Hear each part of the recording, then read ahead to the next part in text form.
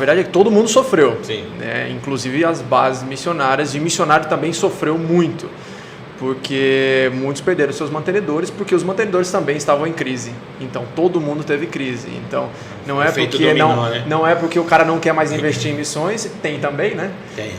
Aproveitou a brecha, né? Então quando a gente vai fazer alguns cortes, começa às vezes cortando as nossas ofertas, não tem como. Mas, então assim, sofreu o empresário, logo sofre o missionário. Então assim, nessa pandemia, infelizmente, eu vi algumas bases fechando, porque não tinha sustento, não só para os missionários da base, mas para a base se manter. E vi muitos missionários também voltando para casa, né? Por falta de condição. Europa, e alguns países, Estados Unidos, alguns países que são mais caros, ou alguns outros lugares, né? Que o missionário não teve condição de ficar lá, perdeu mesmo, né?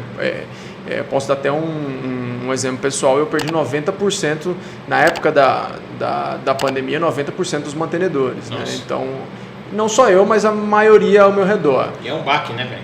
90%? Cara, então assim, os grupos que a gente enviava para missões, tudo deu uma parada, tudo bloqueou, né? Então não tinha como enviar grupos, não tinha como ir fazer missões. Como você vai fazer missões, né?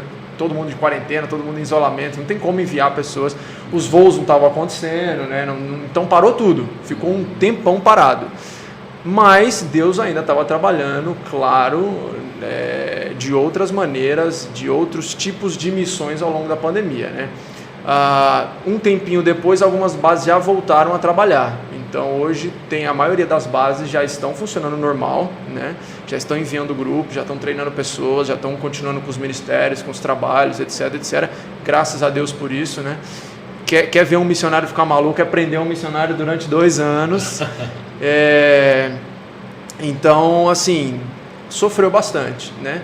Mas também tem as suas oportunidades. É uma oportunidade para a gente se reinventar, para a gente reinventar a maneira que a gente faz missões, reinventar a maneira com que a gente envia os nossos missionários, reinventar como a gente pensa num sustento de um missionário, repensar, por exemplo, antes da pandemia eu não estava usando a minha profissão no campo.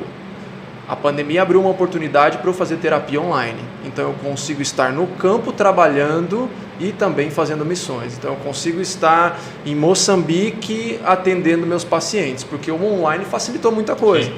Então a gente consegue ter oportunidades de missionários também, tendo diferentes ferramentas para seu sustento e não depender apenas de uma fonte só, né? Então a gente viu também, por exemplo, muita gente falou na pandemia, né, de você não depender por exemplo, seus investimentos. Não dependa de uma fonte só. Não coloque todo o seu investimento no... Não vou falar o nome aqui, senão vai fazer publicidade, né? Se os caras mandar um Pix aí, a gente fala. Então, assim, tem que diversificar, né? E aí eu acho que para o missionário isso é muito importante também. Precisamos diversificar, né? Precisamos ter um sustento daqui, sustento daqui. Eu acho que enfim, serviu para reinventar a gente, reinventar as bases, a maneira que a gente faz missões, mas a quantidade de testemunhos também ao longo da pandemia e agora também é muito grande. Então Deus está movendo de uma maneira assim absurda. A gente pensa que, né, a gente fala assim, quarentena, Deus olhou e falou, putz, e agora, cara? Pô, parou tudo. Não tinha pensado nisso.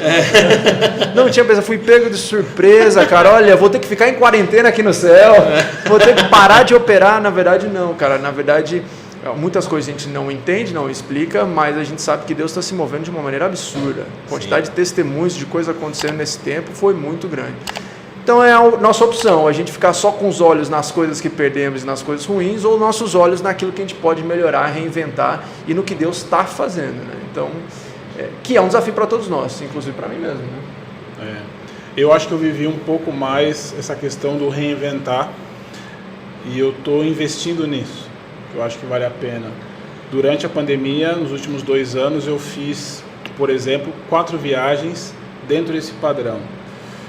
3 delas foram viagens onde elas foram autofinanciadas, porque eu fui entregar algo. Então foram 3 cursos de formação de treinadores em lugares diferentes, com um cunho também cristão por trás. Então, uma vez eu fui a um projeto em Porto Alegre que formava treinadores sociais, então um projeto para a comunidade.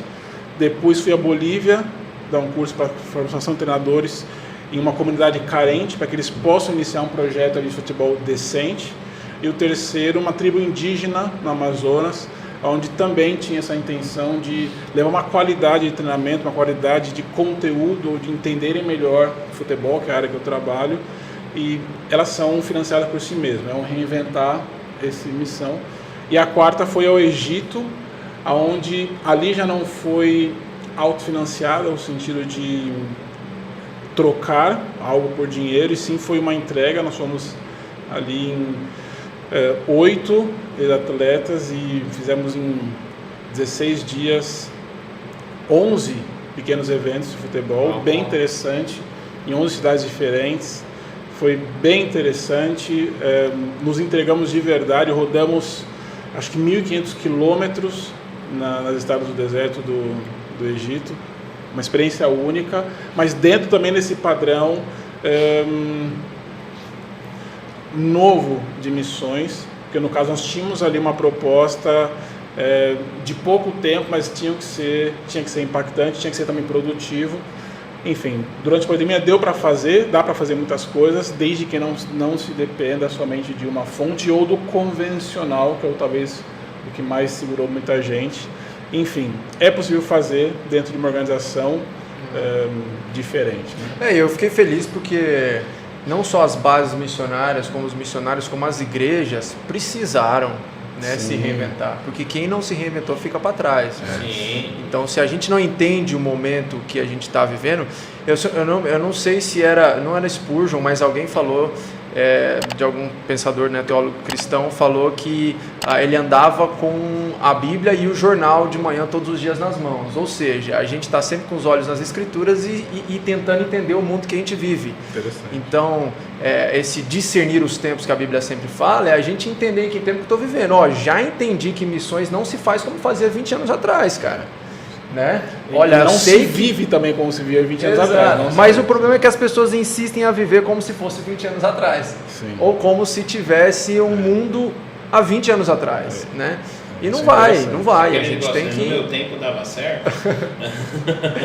Exato. As igrejas viram que agora elas precisam se atualizar, senão elas ficam para trás, né? Isso daqui que a gente está fazendo. Exato. Talvez esse tempo chamado hoje que tem na Bíblia significa para todos os hoje, né? Mas nem sempre a gente fica no hoje porque a gente está acostumado ou deu certo o que foi feito ontem. Exato. Mas o hoje, sim, ele precisa ser atualizado. Acho que é uma dificuldade mesmo nossa do ser humano, porque para entrar no hoje de uma maneira mais equilibrada tem que romper paradigma, mas também tem que organizar para não desequilibrar, né? E a gente acho que a gente sofre muito. E a gente explica, né, um pouco na psicologia, porque o ser humano ele é resistente a mudanças. Tudo que é mudança a gente é resistente, não tem como, cara. Então, vamos mudar tua coisa, a gente é resistente, a gente resiste, né, à mudança. Não é fácil mudar, mas é preciso, é necessário, senão a gente não cresce, né, senão a gente não vai, não avança. E as crises vêm para forçar a mudança, então. Exato.